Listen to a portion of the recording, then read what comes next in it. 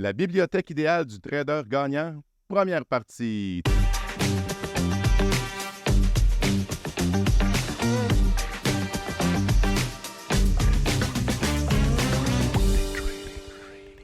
Bien le bonjour, cher ami trader. J'espère que les marchés sont bons pour vous et que vous restez discipliné dans la prise de vos positions.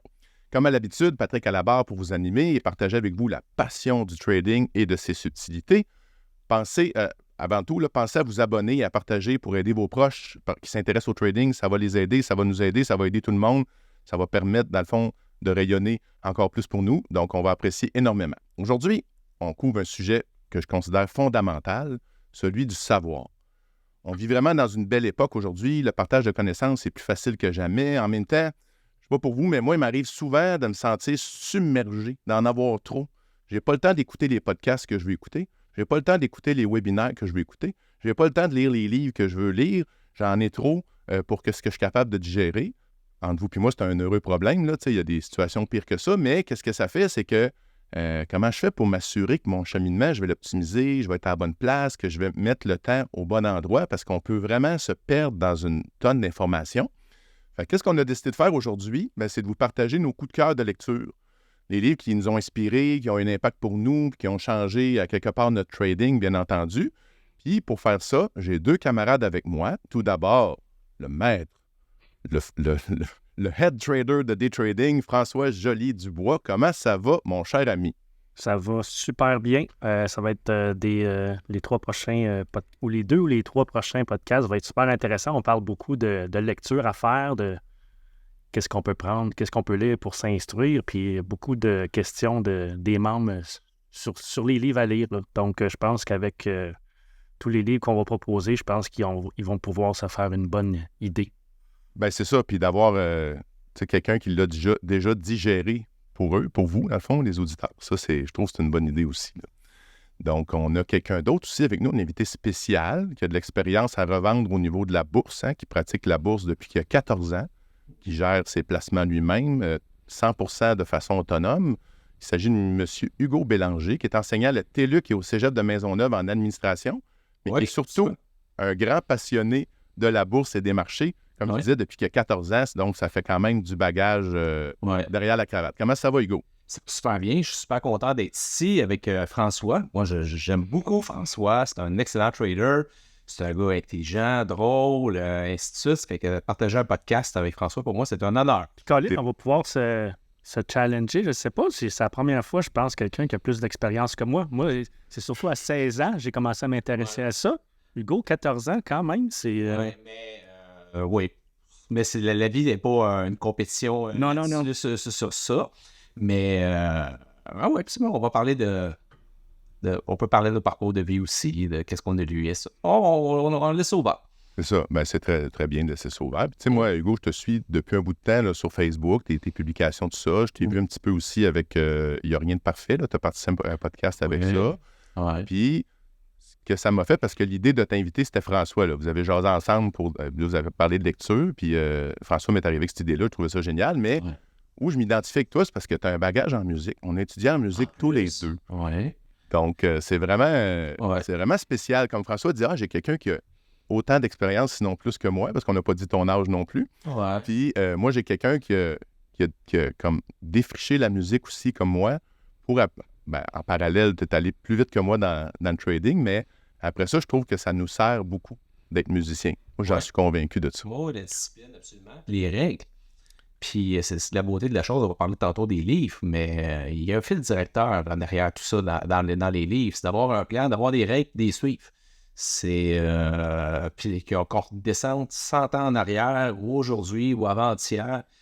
Puis François l'a dit tellement souvent dans ses publications aussi, tu ne réussiras pas si tu n'as pas un plan, si tu ne suis pas tes règles. C'est le même en français, c'est le même en musique, c'est le même dans n'importe quoi dans la vie. Ouais. Ça fait que puis se penser plus intelligent que les autres, c'est jamais bon, parce que le marché a toujours raison, les opinions, tu as toujours tort là-dedans, puis on le voit, hein, il y a eu beaucoup d'études qui ont été faites sur ceux qui ont des grands rendements à la bourse, puis la plupart des avocats, des ingénieurs, même le monde en finance qui étudie là-dedans, ils n'ont pas des bons rendements. Ils ne sont même pas capables de battre le S&P 500. Pourquoi? Parce qu'ils se pensent très, très, très intelligents, puis ils n'ont pas de plan, puis ils ne suivent pas leur patente. Donc, il y a un côté mécanique qui est derrière ça, qui nous enlève un peu notre supériorité intellectuelle de dire je vais voir les choses, puis je suis tellement brillant, puis ainsi de suite. Le marché nous ramène beaucoup d'humilité. Hein. Des paroles, écoute, Hugo, des paroles de sage, qu'est-ce que je résume, là, c'est le mot discipline. Puis quand il dit le marché a toujours raison, je me l'ai tellement fait brainwasher, cette parole-là. Mais oui. Puis le marché, c'est vrai, a toujours raison. Tu sais, quand on se bat, on pense qu'on est meilleur, on pense que non, le marché va revirer de bord, tu sais. Le marché a toujours raison. Il y a plus d'argent que n'importe qui peut en avoir, là. Je veux dire, le marché, il va, comme au casino, il va te siphonner. Si t'es pas discipliné, là, il va te prendre tes sous. Il va te tuer complètement. Puis, quand tu joues avec de l'argent, puisque je parlais un peu avec Patrick avant, moi, je suis all-in. Là, je veux dire, j'ai un compte cash, CELI, REER, puis le régime d'épargne études de mes enfants. Moi, je suis tout à la bourse. Je trade tout ça, finalement. Là. Pas avec les mêmes visions à droite et à gauche, mais quand même.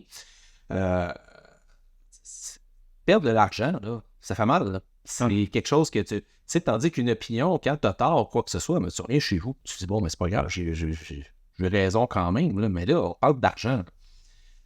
Que, quand le marché dit on s'en va à telle place, quoi que ce soit, là, il y a un signe de pièce qui est derrière ça. Exact. Moi, on fait souvent, on appelle Master Fuji, François, tu sais, fait que c'est un peu humoristique, mais le vrai maître, c'est Mr. Market, c'est le marché. Toujours. C'est ça. Ah oui. Il faut toujours rester humble. Ouais. C'est un beau rappel avant de commencer l'exercice. Je ne suis pas très croyant, mais je suis plus athée, mais le dieu du trading, lui, je le respecte. On dirait que, tu sais, je veux pas, c'est pour ça que j'essaye de rester très humble avec le marché, parce que, je sais pas, des superstitions, on dirait que le marché, des fois, il fait des trucs pour me punir. Donc, faut respecter le marché. Quand le marché me fait des trucs pour te punir, tu sais, Bruce Lee, il avait vécu une situation à un moment donné en karaté, puis il avait mangé un coup d'en face. Là, lui, dans le fond, la perception qu'il a eue de ce coup-là, c'est pas le gars qui a fessé d'en face, c'est lui qui avait pas la face au bon endroit. Quand le marché te punit, c'est toi qui t'es pas mis au bon endroit. Oui, c'est auto-puni toi. Oui, absolument. OK, on va poursuivre dans le fond avec l'exercice parce qu'on a quand même du stock, puis je pense qu'on va avoir plus qu'un épisode, là, on se le cachera pas. Ce qui a été proposé, dans le fond, c'est que chacun de notre tour, on va présenter un livre ou des fois deux, là, dépendamment des quantités, on va essayer de gérer ça. Et on peut commenter si on a lu, nous aussi, le livre, tu sais, dans le fond. Et ça va prendre ça comme plus qu'un épisode. Puis on espère, en tout cas, que ça va vous inspirer ou que ça va vous aider à faire votre choix. Peut-être que vous les aviez déjà dans vos listes de lecture, mais que vous ne lanciez pas. Alors, c'est ce qu'on va faire. On va s'amuser ensemble à discuter de nos lectures. Et je vais commencer par l'invité spécial. On va commencer par Hugo. Vas-y, bon Hugo. Moi, je peux présenter des livres. Moi, je lis beaucoup. C'est ça, hein, de mes problèmes dans la vie. Je n'ai pas d'amis, ça fait que je lis. C'est une blague. Et on peut commencer de façon chronologique parce que je pense que c'est le fun de voir l'aspect chronologique des premiers livres qui se sont écrits jusqu'à aujourd'hui. Puis de voir peut-être un peu un fil directeur. Parce qu'il y a un fil directeur là, derrière là, tout ce qui s'appelle le stock market. Le premier, moi je pense, en fait, il y a deux livres qui sont un peu ensemble. Le premier, c'est avec Jesse Livermore. Celui-là, c'est un genre de roman qui a été écrit en 1923. Il parle de la vie de Jesse Livermore qui a fait une fortune à la bourse avant le crash, après le crash. Et qui est mort en 1940. C'est suicidé, malheureusement. Et ça, il a écrit un roman là-dessus. Puis juste avant sa mort, il a écrit un livre qui est devenu une espèce de classique, How to Trade in Stocks. Malheureusement, c'est tous des livres en anglais. J'en suis désolé pour un francophile comme moi. En plus, ça me fait mal, mais ça n'a pas été traduit. Et là, on rentre plus dans ce livre-là. C'est pas le premier vrai livre qu'on peut dire avec des conseils techniques, quand acheter, quand vendre, quand tu vois ça sur le marché. Et c'était le premier vraiment, Jesse Livermore, à prendre l'analyse technique, là, de regarder un peu le volume price, là, le volume le prix, de savoir comment que ça bouge, quand est-ce que le marché se retourne, puis quand est-ce que tu t'achètes ou vends. Puis, lui, Livermore, il restait dans un chalet, il avait ses cotes 3 jours après, par télégramme, puis malgré tout ça, il a fait une fortune. C'est un shorter aussi, il faut se le dire. Là. Il a beaucoup shorté. Il a shorté beaucoup en 1929. Il a eu raison. Il a fait une belle fortune avec ça. Mais ces règles de ce premier premier livre-là demeure universel. Là. Quand est-ce acheter, le prix, le volume, mettre tes stops. C'était moi, je pense, le pionnier là, des premiers livres à la bourse. Là. Donc, le premier livre d'analyse technique connu, si on veut? Connu, si on peut dire, là-dessus, là, vraiment. Là. Puis l'autre, c'est plus un roman qui a été écrit par Edwin Lefebvre sur Jesse Livermore. Mais on n'en parle jamais que c'est Jesse Livermore, mais tout le monde le sait. Puis c'est sympathique, là, c'est sur sa vie de trader, là, parce que là, on parle sur tape à la bourse de New York, à terre, tout, là, c'est avant le Nasdaq. Oui. Ce qu'on comprend dans ce livre-là, le Réminiscence, là, c'est que, on parlait d'humilité tantôt, peu importe le niveau que tu peux atteindre, tu peux dépasser ta compétence puis te faire avoir. Parce que lui, sa fin, comme tu dis, c'était quasiment très triste, là, je veux dire. On vend pas le punch. On vend pas le punch, OK, c'est ça. Mais dans les faits, ça fait partie de l'histoire aussi, puis il faut quand même garder en tête. C'est ce que je trouve, moi aussi, de ce livre-là, c'est rester humble. C'est ça. Ben oui. Je trouve le résumé de ça. Ouais. Je poursuis. Ben, je vais y aller pour le prochain. Après ça, on va y aller avec François. Dans le fond, moi, c'est le premier livre que j'ai lu quand j'ai commencé, dans le fond, mon cheminement à la bourse. J'étais allé vraiment solide, là. J'étais allé vers l'art du trading de français, hein, Tammy Cabage, dans le fond. Ça, dans le fond, ça coûtait 100$. Je ne sais pas il est combien aujourd'hui. C'est une Bible, OK? Moi, ce que je considère, ce livre-là ne m'a pas appris à trader. Mais il m'a permis d'aller visiter tout ce qu'on a besoin de voir qui existe dans le trading. Tu sais, ça fait tellement le tour de tout, tellement le tour de tout ce qui se fait. Puis tu sais, là, on parle de tes greens, là, tu connais rien. OK, l'analyse technique, c'est quoi? Ah, il y a plus que ce que je pensais, là, c'est pas juste des chandelles. OK, il y a ça. Donc, ça m'a permis de me tremper l'orteil, mais je l'ai quand même dévoré, mais ça demande un effort, là. Tu sais, c'est pas un roman, là. C'est comme un livre qui est assez... aride. Oui, c'est ça, plus aride, mais très complet. Donc, c'est celui, moi, qui m'a inspiré la première fois. Après ça, ben, j'en ai consommé d'autres. Mais si vous voulez, si vous avez un désir de faire le tour de tout ce que vous devez avoir comme base, ben, ça va remplir cette mission-là. C'était ce livre-là, moi, qui m'a permis de commencer. Alors, Fuji, toi, de ton côté. Oui, bien un peu, je vais faire du pouce. On débute tous avec un livre là, de base, souvent les livres for dummies, Candlestick for dummies, le trading for dummies. Moi, c'est un peu la même chose, un peu un livre comme le tien, l'art du trading. Moi, c'est Secret pour gagner en bourse. Ça... Recule un petit peu, François, juste pour qu'on le voit. Oui, c'est ça. Parfait. Ça a l'air jeune. Oui, ça a l'air jeune. Les pages... Et c'était mon prochain, moi, en plus, qui est le même de Weinstein en 87. On a toutes des différentes versions, mais j'ai regardé, je ne sais pas c'est quelle année, moi, trimestre 1992. Fait que moi, il est un petit peu plus moderne. Ouais. Moi, ce livre-là, j'ai acheté ça quand j'ai débuté à m'intéresser à la bourse. À 16 ans, entre 16 et 18 ans, je ne pouvais pas être sur le parquet de la bourse. Et puis, il y avait un dénommé Michel Carignan, je crois, qui est encore aujourd'hui dans la business. J'avais été à son bureau à Montréal, Décision Plus. Décision Plus, oui. Je fais de la publicité. Michel, tu es là, tu es en partie responsable de mon succès, on va dire ça de même. Mais bref, il donnait de la formation, puis il y avait un genre de mini-bibliothèque, vendait des livres. Et puis, c'est le premier livre que j'ai acheté au sujet de la bourse.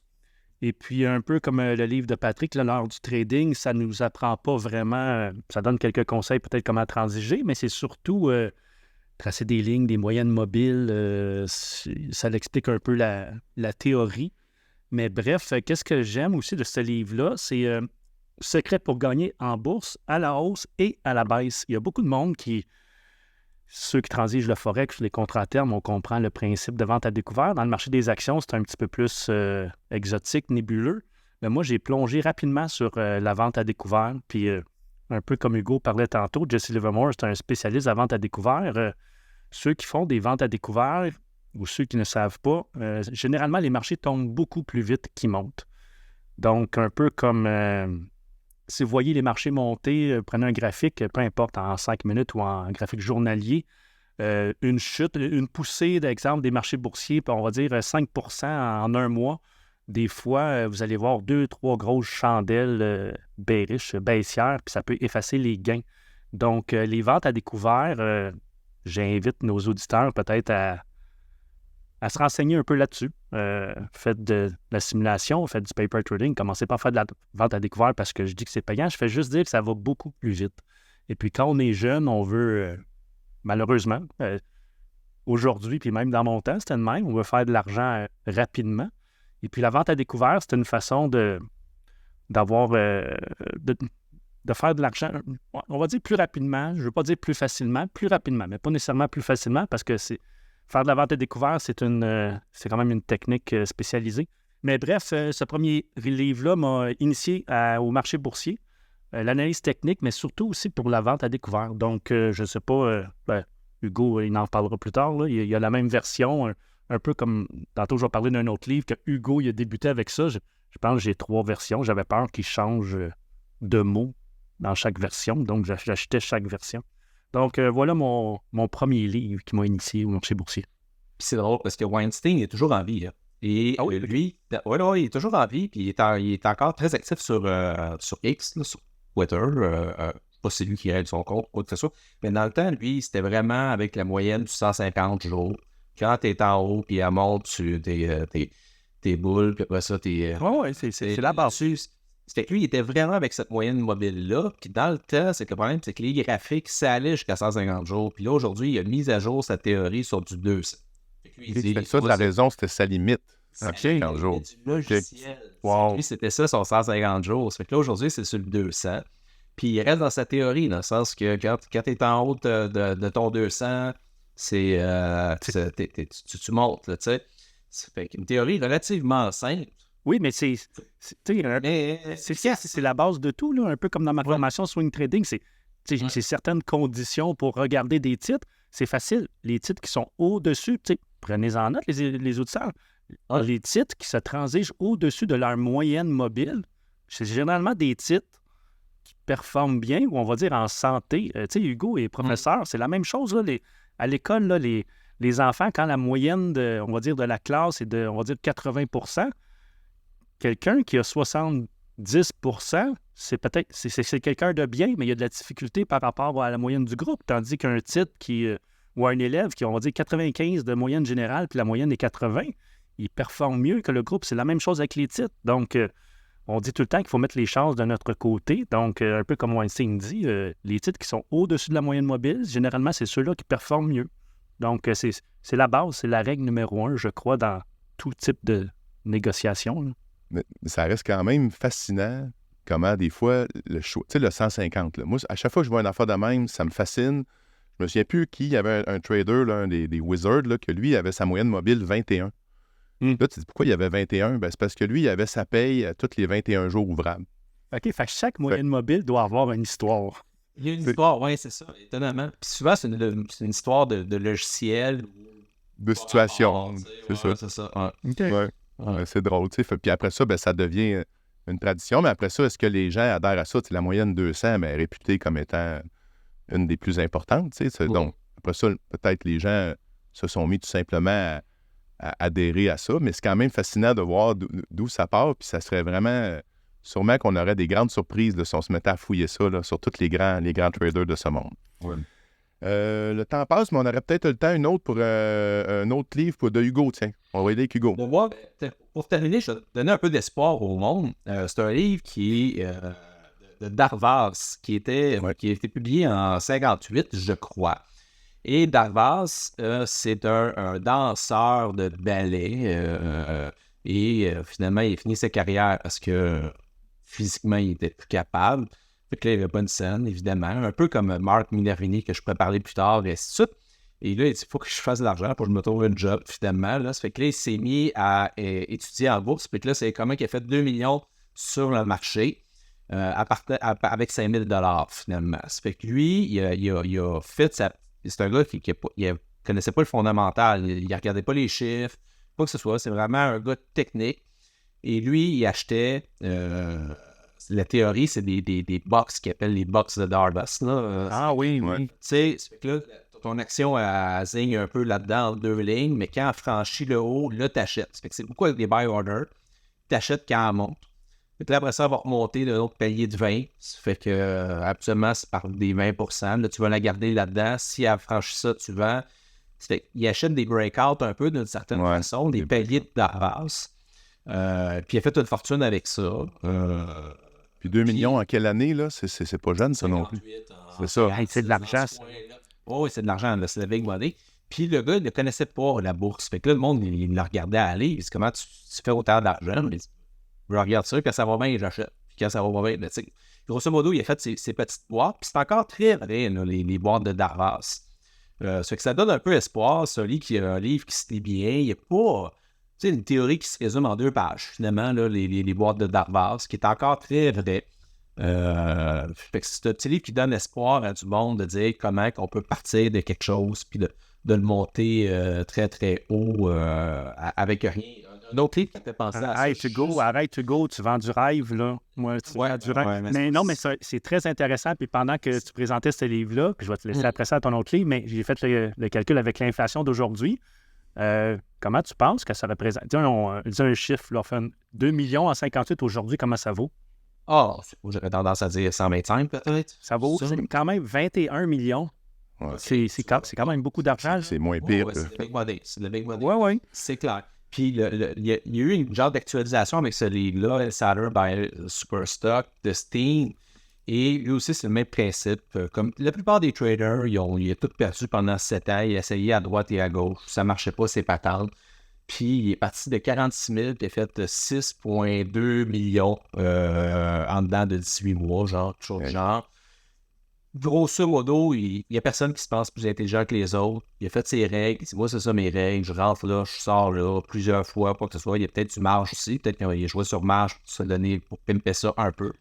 Mais, tu sais, c'est du monde qui ont perdu, qui sont cassés les dents, qui sont, comme tout le monde. Puis après ça, mais là, il a suivi ses règles, puis il est parti, puis il n'a pas dérogé de là. Avec le marché des actions, ça? Ou c'était d'autres produits, des commodités? Non, juste des actions. OK. C'est juste des actions. Puis moi, j'ai pas ton savoir, François. Je touche pas au Forex, je touche pas, je touche pas au Future, je touche à rien. Écoute, mais je suis un peu comme Warren Buffett, mon cercle de compétences est tellement limité, là. C'est parfait, ça. On transige ce qu'on connaît, là. C'est ça. Ça fait que moi, je suis vraiment des actions. Puis c'est très rare que je suis short comme toi. Moi, je te shorter, je trouve ça difficile émotivement. C'est parce que les marchés, en général, ils montent. Donc, c'est pour ça le faire la vente à découvert, c'est surtout pour faire le day trading ou vraiment à court terme. Là, on ne va pas shorter du Apple puis on dit on attend. Là, je veux dire, oui, pour 5 minutes, 2 journées, 3 journées, mais quelqu'un qui short Apple sur 1 an, 2, 3 ans, on s'entend que c'est pas... C'est tough. C'est tough. Comme tu dis, ça descend quand ça descend vite. En plus, ça fait que moi, j'aime mieux être sur les lignes de côté, d'être cash, puis de dire, on va attendre que la fenêtre d'opportunité saute. Mais juste pour conclure, Patrick, la vérité de la chose, c'est qu'autant d'avance, quoi que ce soit, c'est du monde qui n'avait pas nécessairement de formation, mais qui avait une volonté d'apprendre. C'est ça qui est la beauté de la chose. Moi, j'ai pas de François, c'est exactement ça. Là. Volonté d'apprendre, tes règles, l'humilité, suis tes patterns, puis ça va marcher. Pense-toi pas plus intelligent que le marché, t'es pas tes insiders, ça marchera pas. Moi je crois ça, l'écologie, les changements climatiques, toute la patente, on m'a acheté du lion. Le marché ne dit pas ça. Là. Puis avec qu'est-ce que tu expliques, ça montre que, je ne veux pas vendre du rêve encore, mais c'est possible pour tout le monde. On n'a pas besoin d'avoir un bac en finance, on n'a pas besoin d'avoir être un génie de la finance. Le monde qui savent d'où ce que je viens, j'ai pas de bac. Là, j'ai commencé... J'ai commencé à la base de tout. Puis l'autre, là, celui qui a tourné son 5 000 en 2 millions, c'est quoi qu'il faisait? C'est un danseur. Un danseur, de c'est ça. ballet classique. Sur le parquet de la bourse, là, il y en a un, c'est un professeur d'art plastique. Un autre, c'est un sociologue. Puis ils ont très bien réussi. Fait que, si on a de la volonté, du vouloir, puis on se discipline, puis on veut, c'est ça. C'est exactement ça. Il y avait une expérience qui s'appelle les Turtle... les Turtle Traders. Je sais si vous avez entendu parler de ça, là. Puis c'était les années 80, ils ont passé une annonce dans un journal de New York qui cherchait des traders, des chauffeurs de taxi, un paquet de... de nobody, là. Puis là, il y a quelqu'un qui les a pris, puis il dit là, vous allez faire ce que je me dis de faire. T'achètes là, tu vends là, selon les règles. Je veux pas votre opinion, je veux pas rien savoir, tu suis ça. Puis, écoute, mais eux autres qui étaient des futures, entre autres, ça a marché, là. Ils ont fait des livres, puis des 150-200% par année, là. C'est documenté à cause que elle aurait suivi ça, puis c'est des chauffeurs de taxi, tu vois qu'il n'y avait pas d'argent, il n'a pas étudié en finance, rien. Tu t'en vas là, tu fais ça. Ça partait d'un pari, Hugo, ça, au départ. Il disait, dans le fond, est-ce que c'est inné? On peut l'acquérir. Puis il y en avait un des deux qui disait non, c'est inné, on l'a ou on l'a pas. Puis l'autre, il disait non, on peut l'acquérir. Mais il a quand même réussi à démontrer que oui, on peut l'acquérir. Ce qui est une très, très bonne nouvelle, en fait. Oui. Puis pour conclure l'épisode, parce que le temps passe, puis on veut s'en garder pour le prochain, M. Darvas, tu sais, c'est ça, je trouve ça tellement inspirant. Justement, quelqu'un qui n'a pas étudié là-dedans. Là, je fais un parallèle en musique parce qu'on a Hugo, puis il y a un guitariste qui s'appelle Wes Montgomery, grand guitariste jazz, qui n'a aucune étude. C'est pratiquement pas... il est décédé, mais qui savait pratiquement pas lire la musique. Puis moi, j'ai eu à l'université un enseignant qui a fait son doctorat sur ce joueur de guitare-là, qui a révolutionné, en fait, la guitare jazz à son époque. Donc, ça ne veut rien dire, effectivement, nos études ou notre bagage, mais on revient à ça, c'est la mentalité de croissance, de travailler sur soi, de continuer de croître. Puis, de toute façon, si vous écoutez le podcast, vous êtes déjà avec ce mindset-là parce que vous êtes déjà en train de travailler sur vous. Donc, on va vous laisser aller avec ça, les amis. On vous retrouve dans une semaine avec la suite, avec d'autres livres. Puis là, on se rend compte que ça alimente la discussion. Fait que c'est vraiment génial. Moi, je suis heureux comme un roi. On se retrouve dans une semaine. Bon trading à tous.